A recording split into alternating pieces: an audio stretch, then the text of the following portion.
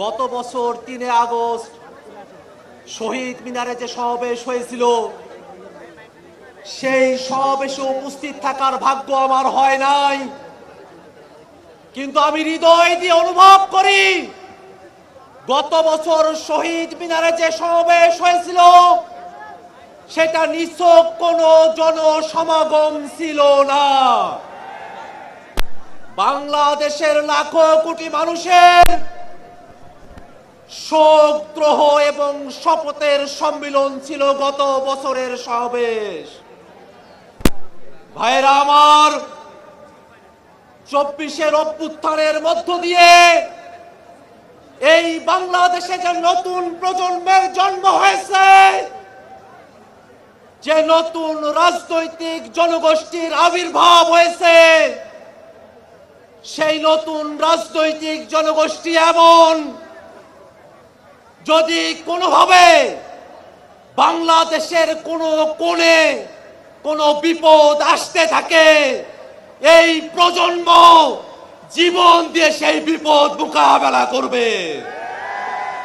ভাইয়েরা আমার, নতুন যে প্রজন্মের জন্ম নিয়েছে, যে রাজনৈতিক জনগোষ্ঠীর আবির্ভাব ঘটেছে, আমরা এমন ভাবে নিজেদেরকে তৈরি করেছি, আমরা নিজেরা নিজেদেরকে জবাবদিহিতার মধ্যে রাখতে বদ্ধপরিকর।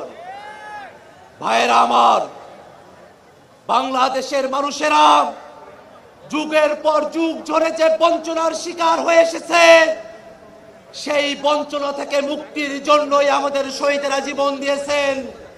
আমাদের আহতরা এখনো পর্যন্ত তারা তাদের অপূর্ণাঙ্গ দেহ নিয়ে আমাদের কাছে উপস্থিত হয়েছেন। ভাইয়েরা আমার, নতুন যে বাংলাদেশের স্বপ্ন আমরা দেখি, সেই বাংলাদেশে আমরা আর বিভাজনের রাজনীতি দেখতে চাই না। এই বাংলাদেশের মানুষ হিন্দু, বৌদ্ধ, মুসলমান, এই বাংলাদেশের মানুষ খ্রিস্টান, বিহারি, চাকমা, সাঁওতাল, আমরা কারো মধ্যে কোনো পার্থক্য করতে চাই না। ভাইরা আমার, বাংলাদেশ রাষ্ট্রটিকে নতুন করে গড়ার জন্য গত বছর এই শহীদ মিনার থেকে ফ্যাসিবাদী ব্যবস্থার বিলোপের ঘোষণা দিয়েছিলেন আমাদের আহ্বায়ক। সেই ধারাকে সমুন্নত রাখতে জাতীয় নাগরিক পার্টি এনসিপি বাংলাদেশের রাষ্ট্র কাঠামোতে মৌলিক সংস্কারের কথা বলেছে। এই বাংলাদেশের রাষ্ট্র কাঠামোতে যারা ক্ষমতায় এসেছে, তারা জনগণের কাছে জবাবদিহি করে নাই। আমরা এমন এক রাষ্ট্র ব্যবস্থা চাই যেখানে প্রধানমন্ত্রী থেকে মেম্বার পর্যন্ত প্রত্যেক জনপ্রতিনিধিকে জনগণের কাছে জবাবদিহিতা করতে হবে। বাংলাদেশের মানুষেরা বিগত সময়ে ক্ষমতা হস্তান্তরের সময়কালে একদলীয় যে কর্তৃত্ব দেখেছে, যে ফ্যাসিবাদী আচরণ দেখেছে, প্রশাসনের যে দলীয়করণ দেখেছে, সামনের বাংলাদেশে আমরা আর তা চাই না।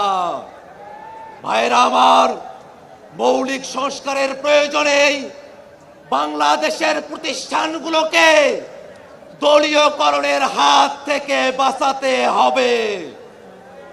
বাংলাদেশের বিচার বিভাগকে কোন দলের কর্তৃত্বের মধ্যে আমরা যেতে দেব না।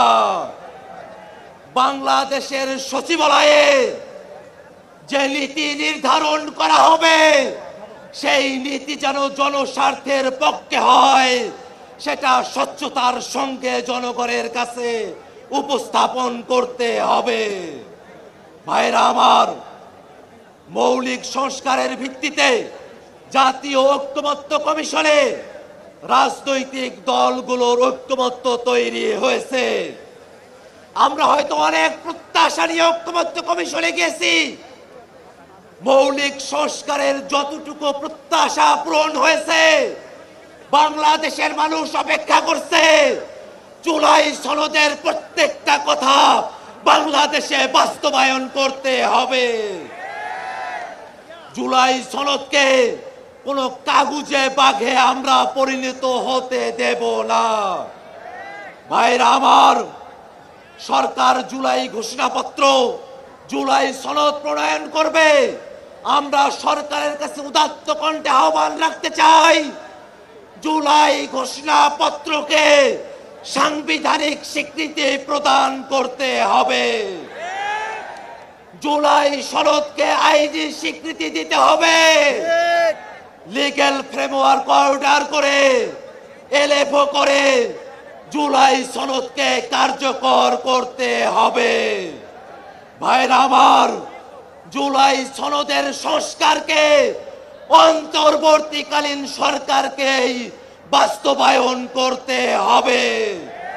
ভাইরা আমার, জুলাই সনদ এবং জুলাই ঘোষণাপত্র যাতে বাংলাদেশে বাস্তবায়ন করতে হয়, সেই কারণে বাংলাদেশের প্রত্যেকটা জনগণকে পাহারাদারের ভূমিকায় সজাগ দৃষ্টি রাখতে হবে।